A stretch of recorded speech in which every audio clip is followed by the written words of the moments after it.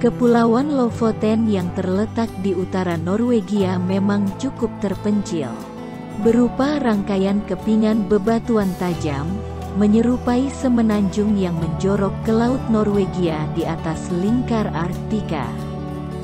Dalam cerita rakyat Norwegia kuno, bentangan pegunungan Lofoten konon dihantui troll dan valkiri, para perawan yang membantai para prajurit sebagai persembahan kepada Valhalla.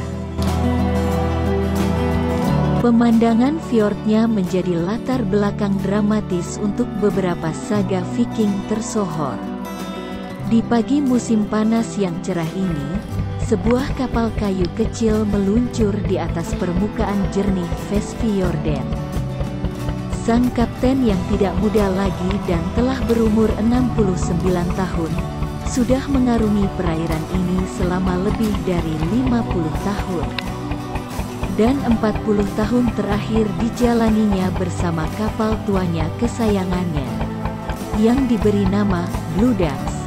Nama ini terinspirasi dari salah satu Viking paling terkenal dan tangguh dalam sejarah, Erik Blue Dags. Keduanya, sang kapten dan kapalnya, adalah pemburu paus tangguh dan berpengalaman, dan menyandang pekerja keras di laut.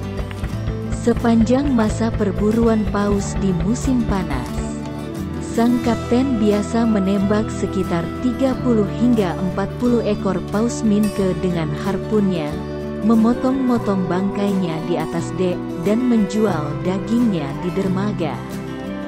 Walaupun terdapat moratorium internasional mengenai perburuan paus, penduduk Norwegia seperti sang kapten tetap memburu paus minke, tetapi karena alasan praktis, mereka hanya melakukannya di perairan domestik Norwegia. Selama 5 dekade menjadi pemburu paus, sang kapten sudah menghadapi banyak badai, baik di laut maupun di darat. Dia bertahan melewati tahun-tahun perang ekologi yang ganas, ketika para aktivis menyabotase dan menenggelamkan sejumlah perahu pemburu paus Lofoten.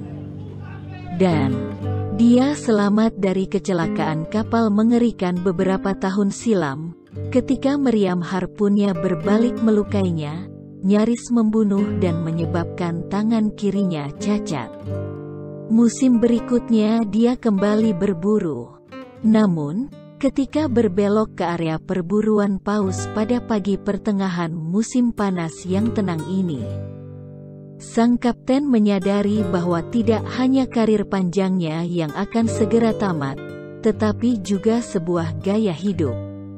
Kapalnya, yang menyandang nama yang sama hebatnya dengan dirinya, merupakan satu dari 20 kapal yang menjalankan perburuan paus tahun ini, angka yang jauh lebih kecil jika dibandingkan dengan hampir 200 kapal pemburu paus yang memadati perairan utara Norwegia pada akhir 1950-an.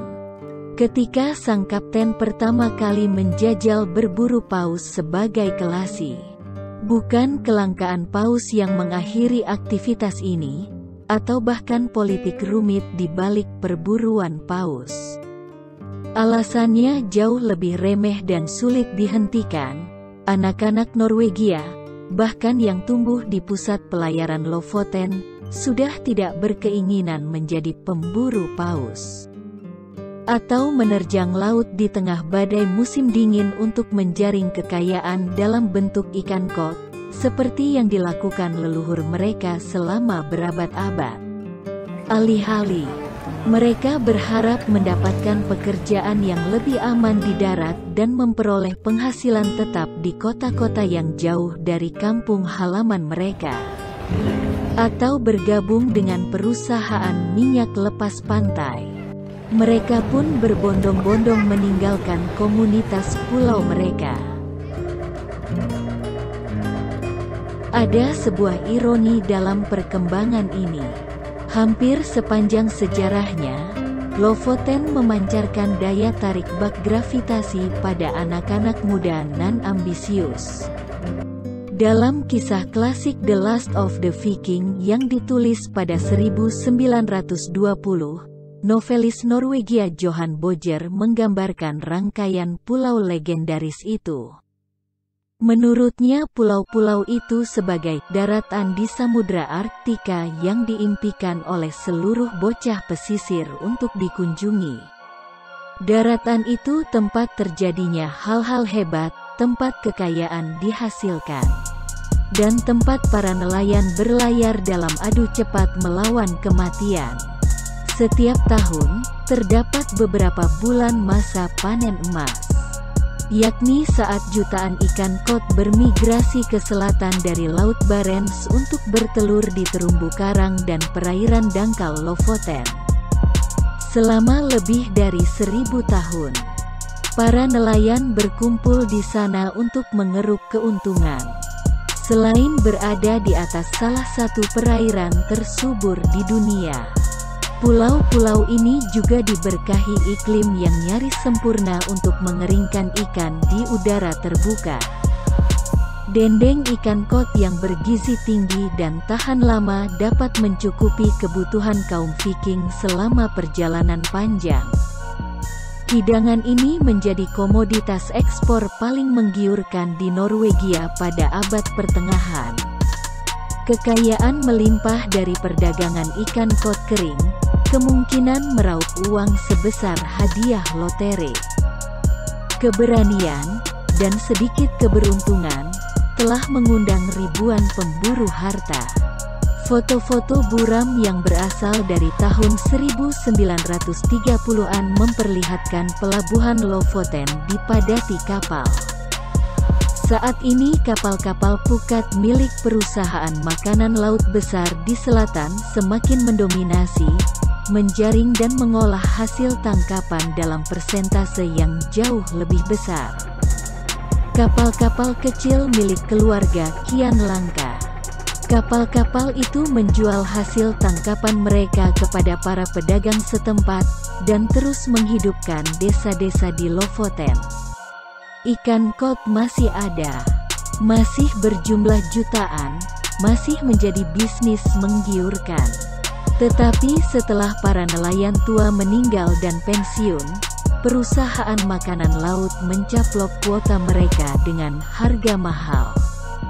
Bahkan, anak-anak nelayan yang ingin melanjutkan bisnis keluarga akan mendapati jalan mereka terhalang oleh harga kapal dan kuota, biasanya sekitar 7 miliar rupiah. Bank enggan meminjamkan uang sebesar itu kepada orang seusia saya, kata Helge, 22 tahun, yang tetap bertekad akan mengikuti tradisi Lofoten menjadi nelayan. Sebagai penduduk Ros, Helge memulai bisnis ini dengan cara sulit. Dia memancing ikan kod satu persatu, menggunakan tali pancing di sebuah kapal terbuka. Mirip dengan yang dilakukan leluhur Vikingnya ribuan tahun silam. Dedikasi seperti ini sangat langka. Dalam 10 tahun terakhir, hanya Helge dan seorang pemuda lain di Ros yang memutuskan untuk menjalani karir sebagai nelayan. Saya salah seorang Viking masa kini, canda Helge. Teman-teman saya di sekolah menertawakan keputusan saya untuk menjadi nelayan, katanya. Tapi mereka jelas-jelas terpukau oleh uang yang saya dapat, jika dibandingkan dengan industri kod Lofoten dan sejarah ribuan tahunnya.